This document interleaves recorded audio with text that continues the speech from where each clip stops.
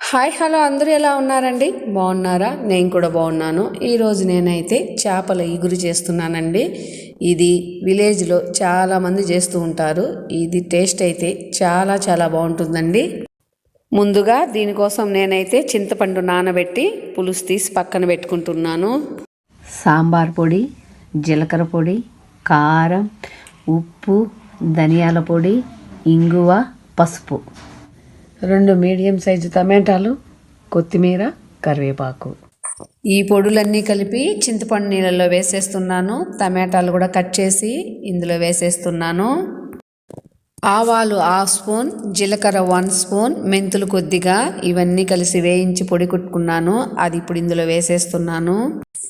ఇప్పుడు ఇవన్నీ కలిసి చేత్తోనే చిదిమేసుకోవాలండి. రసంలాగా వచ్చేసేవాలి.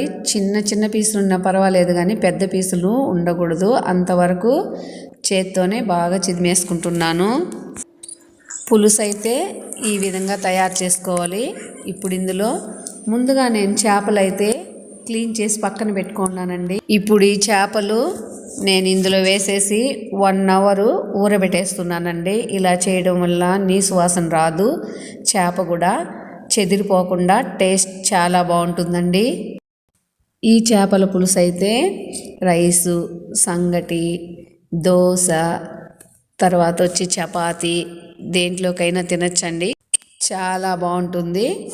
ఇప్పుడు దీనిపైన మూత పెట్టేసి పక్కన పెట్టేసుకుంటున్నాను.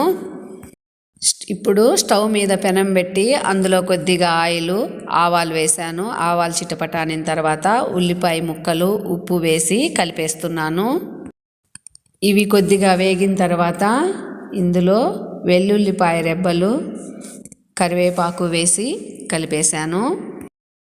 ఇవి కొద్దిగా వేగిన తర్వాత ఇప్పుడు ఇందులో ఇంగువ వేసి కలిపేస్తున్నాను. కొద్దిగా పసుపు కూడా వేసి కలిపేస్తున్నాను. ఉల్లిపాయ ముక్కలైతే బాగా వేగిపోయాయండి. ఇలా వేగితేనే కూరకు బాగా టేస్ట్ ఉంటుంది.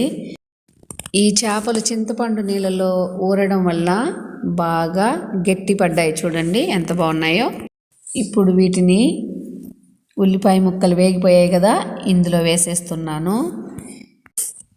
ఇవన్నీ వేసిన తర్వాత పెద్ద మంట మీద మూత పెట్టి ఒక ఉడికించేయాలి. ఇప్పుడు ఒకసారి వీటిని బాగా కలిపేసి మూత పెట్టి స్టవ్ మీడియం ఫ్లేమ్లో పెట్టి ఒక 5 నిమిషాలు ఉడికించాలి.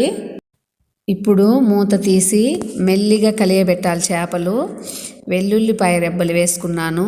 ఇవి చాలా ఎక్కువ కూడా వేసుకోవచ్చండి, టేస్ట్ బాగుంటుంది. మూత పెట్టి సన్న మంట మీద ఒక 10 మినిట్స్ ఉడికించాను. చూడండి ఆయిల్ అంతా ఎంత బాగా పైకి వచ్చేసిందో. మూత పెట్టేసి 5 నిమిషాలు సిమ్లో ఉడకబెట్టేసి స్టవ్ ఆఫ్ చేసేసాను. ఒక అర్ధ గంట తర్వాత అయితే ఓపెన్ చేశానండి.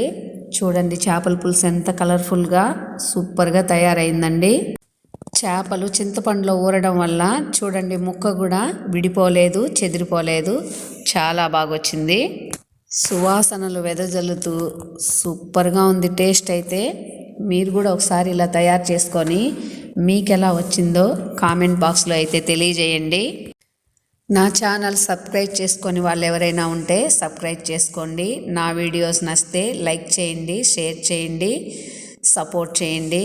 ఓకే అండి, బాయ్ బాయ్. నెక్స్ట్ వీడియోలో కలుద్దాం.